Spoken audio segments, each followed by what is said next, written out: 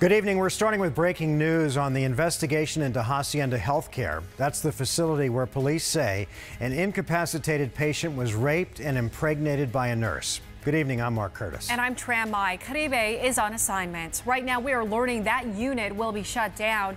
Team 12's Bram Resnick joins us now with the breaking details. Bram?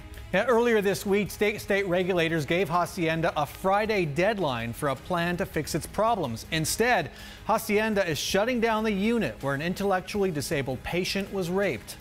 Now, the rape was discovered when the woman gave birth to a baby boy on December 29th. Hacienda staff said they didn't know the woman in her late 20s was pregnant. She had lived there for more than 20 years. A male nurse has been charged with sexually assaulting her. Now, since the report of the birth, state regulators and Governor Doug Ducey have been all over Hacienda. Regulators demanding Hacienda hire an outside manager to figure out what was wrong at the facility and correct it. Earlier this week, talks to hire that manager collapsed. At the same time, Governor Ducey demanded that the state attorney general prosecute Hacienda Healthcare. Hacienda makes an astonishing claim in its announcement today that it informed the state last Friday, 6 days ago, that it would be shutting down. Yet for the last week, state regulators and the governor have continued to act as if Hacienda wasn't closing. The governor's spokesman told 12 News every single action has been focused on the safety of patients and developing a transition plan for the families. He added that Hacienda never provided formal notice it was terminating its state contract.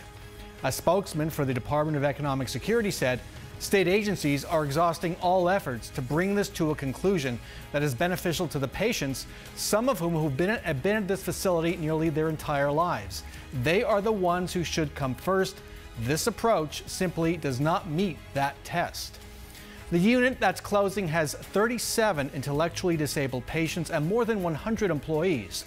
In an email to employees that was obtained by 12 News, Hacienda management says, quote, "This transition will be a team effort, one that will not take place overnight and may be many months.